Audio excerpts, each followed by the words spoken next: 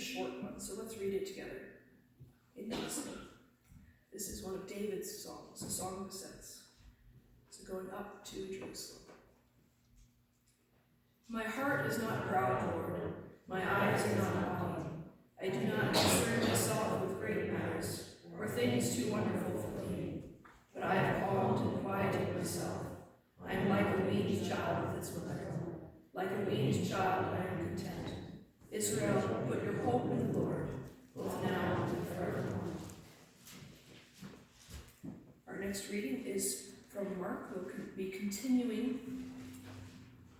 in 5th chapter of Mark. We found on page 1563. Reading verses 21 to 43, so the rest of the chapter here. So this, Mark sets this right after the deliverance of this man who had been possessed by demons, by the legion of demons, and Jesus sets free. He tells that man to go tell everyone in Gentile territory. And I just want to remind you of that, because now we'll hear at the end of this story when Jesus crosses back into Jewish territory. He tells them once more to not go tell everyone yet. It's an interesting contrast. When he's talking to Gentiles, often says, yes, go tell everybody. But in talking to the Jewish people, his people, he doesn't want it declared aloud yet, because he's got more ministry to do. And he says, keep it to yourselves for now. But over and over again, you'll see the response is, he'll tell them that, but they can't keep it to themselves. They have to go share the news of what Jesus has done for them. So let's start reading at verse 21. Now there's two stories intertwined here.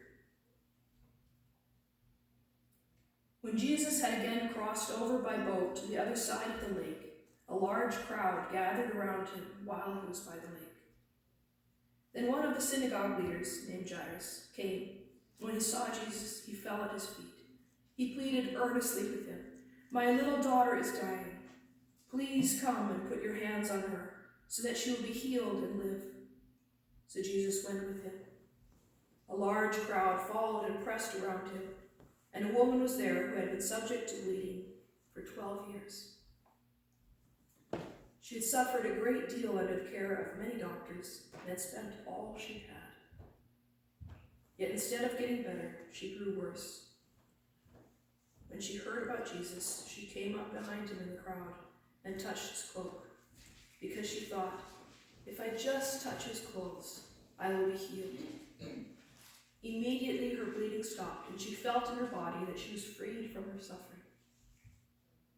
At once Jesus realized that power had gone out from him. He turned around in the crowd and asked, "Who touched my clothes?"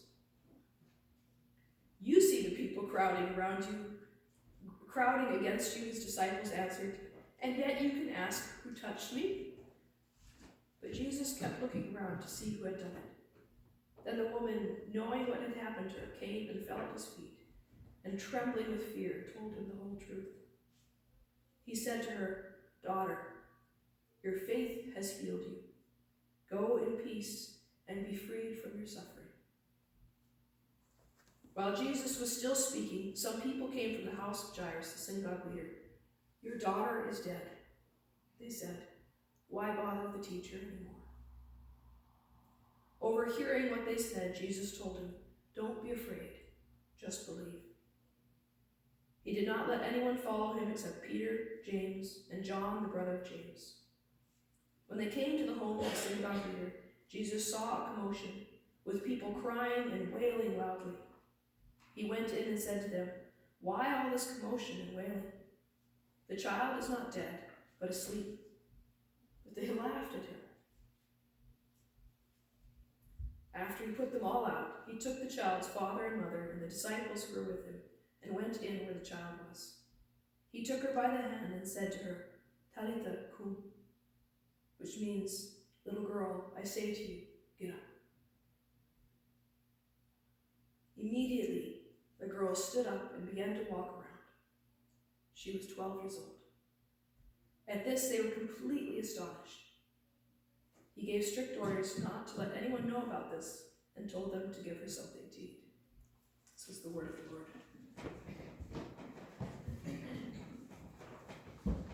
Now, one interesting note about this, which I know I didn't always connect, even though you're reading the story straight through, is the 12 years.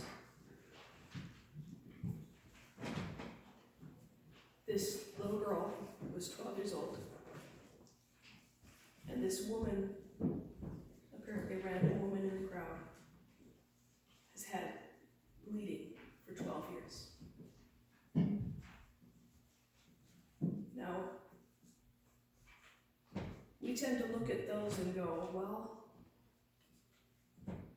well, for this woman who's been suffering. But we look at this young girl and go, 12 years, she has so much more life to live. That's not very many years on this earth. So our perception of time is very different, isn't it? For that woman, I can't imagine being in that type of pain for 12 years.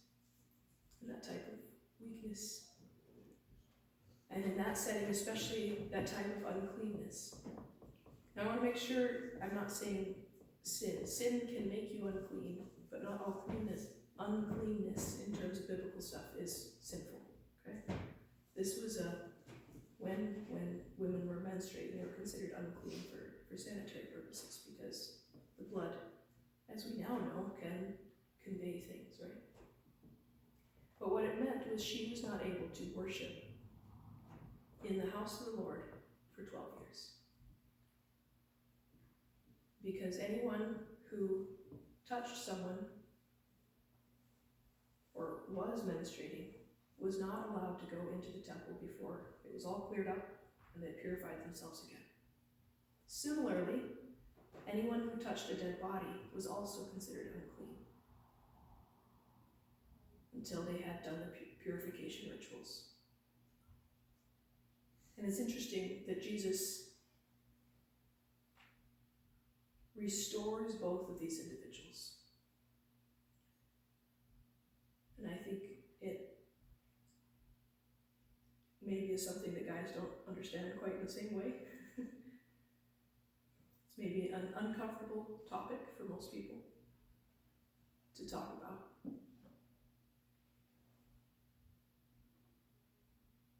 This woman had been ostracized, kept apart for 12 years. And Jesus restores her,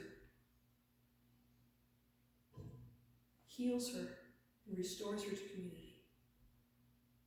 And he gives her a status, because what does he call her? Daughter. Both of these girls, women in this story, are daughters. One in the real sense, this young girl is a daughter. And this woman, she now has relationship. She's called daughter by the rabbi, the teacher. Jesus cleanses and restores. And even in the midst of this little side story, Jairus is going, why are you wasting your time on this person?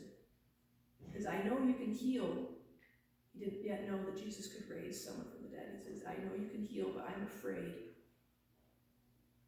that my daughter is dying right now and you're wasting your time.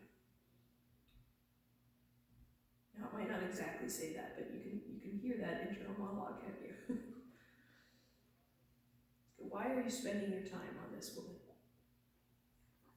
Jesus turns around the crowd, this busy, packed place, and says, who touched me? Jesus thought it was worth restoring this woman in the midst of all other chaos going on. He had a different timetable and different priorities than the rest of that crowd that was following after this wealthy man, right?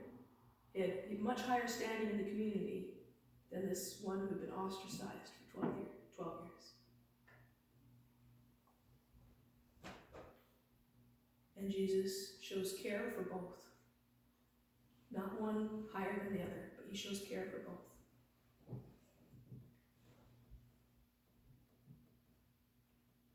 And then the news comes. Don't bother the teacher anymore. Your daughter is dead. Give up all hope. Right? Don't hope anymore. Stop bothering the teacher. It's over. And from these mourners and from these other people who were laughing at Jesus when he says, the girl's only asleep, we're pretty sure they knew exactly what had happened. That yes, this girl was dead. It wasn't just, as some people say when they look at this miracle, they go, well, they didn't really know when someone was dead. But once you've seen death a few times, you really know when someone was dead. This young girl had died. But Jesus has this baffling reaction for everyone else, right? We know the story, so it doesn't seem unusual to us. But Jesus has this strange reaction. He tells the mourners to go away. He says, be quiet, she's just asleep. And everyone who's there, who's professionally paid to come cry and wail and mourn, laughs at Jesus. Saying, you gotta be kidding. This is the smart guy you brought? This is the powerful person you brought to... No, he's crazy. So he sent them away. And Jairus obeys and sends them off. And then the miraculous happens. He goes in and tells this little girl who's laid out,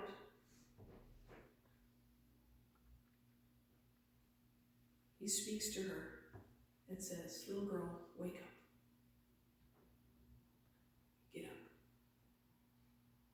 And he brings her back to life and restores her. Both of these daughters were restored. She jumps up and starts walking around, has something to eat, completely restored. Now we look at this and go, okay, Jesus, why didn't you speed things up and get there so she didn't have to die? Why didn't you heal in the timeline we think would have been right? Jesus, let her die. And that's something we don't always understand. I know I don't necessarily understand it, but I think it's very similar to the story of Lazarus, saying this happened so that God might be glorified.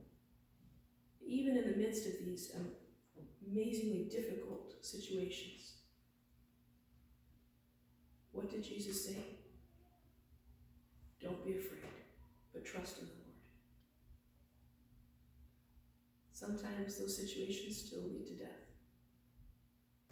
But God is the one who can restore. The one who created the world and everything in it. The one who has power to control the sea and the storms also has the power over life and death and over our bodies. What I think is interesting is, yes, faith is mentioned in the first one here. So this woman had so much faith to just say, I know he has power. I don't want to bother him. If all I have to do is touch him, he will heal me. I'll be healed. Her faith is mentioned there, but no form of faith is mentioned in the second one. No one there was trusting that this was going to happen, did they? So it's not a measured amount of our faith. It is the measure of God's ability. And he showed his awesome power.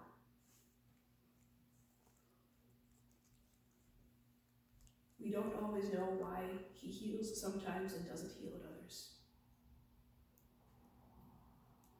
But we can still trust the Lord, and we can still ask the Lord each time, in every situation. He invites us to address him with that relationship. We can call on our Father God, on our Lord Jesus,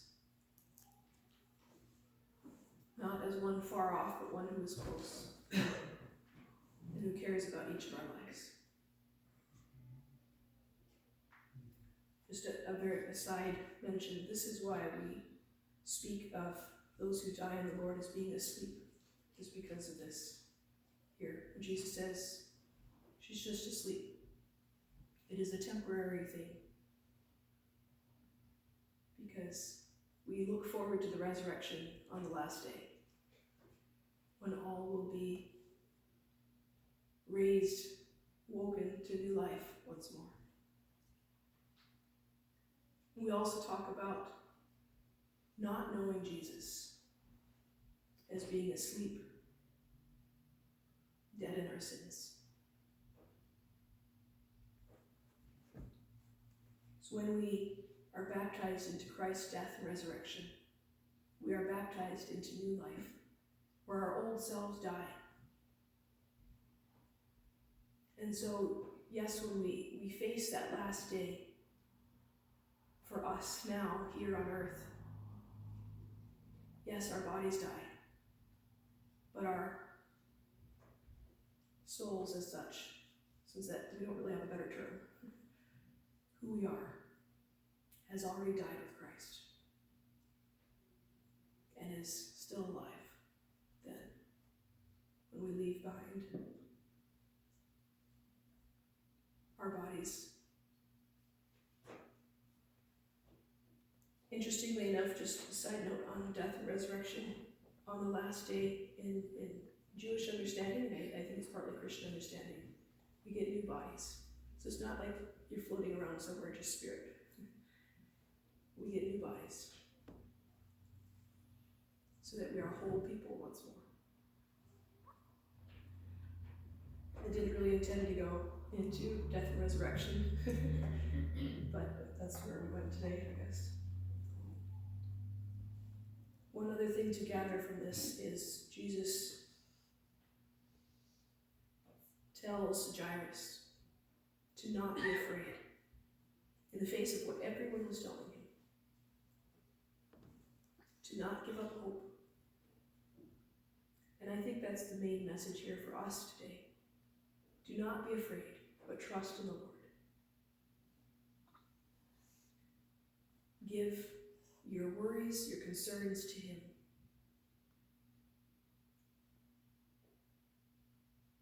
And that sometimes actually means saying, Lord, take these. We can still ask for his action. We can trust for his action in the world.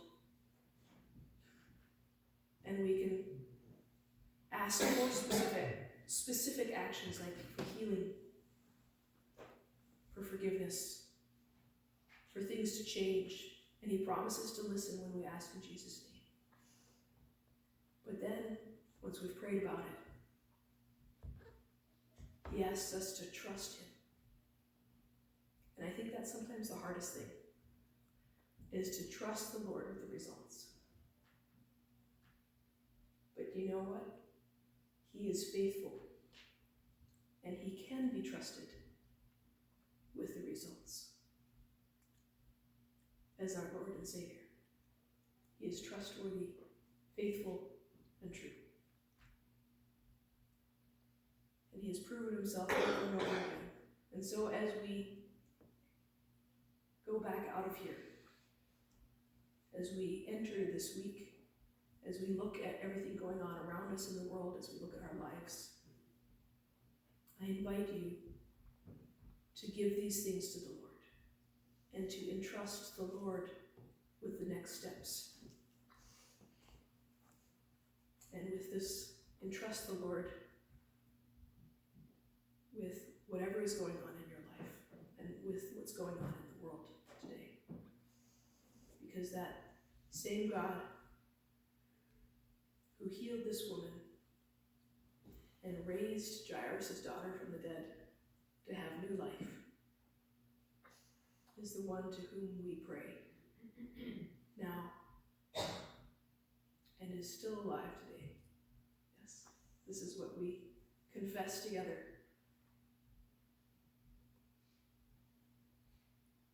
Jesus is still alive today, and because of that we have hope. We have a future. Now we'll be shortly turning to prayer, but then we'll be following that with communion. And I invite you when we come to the altar to remember that this Lord is trustworthy. And when we receive the bread and the wine, he says this is his body and his blood.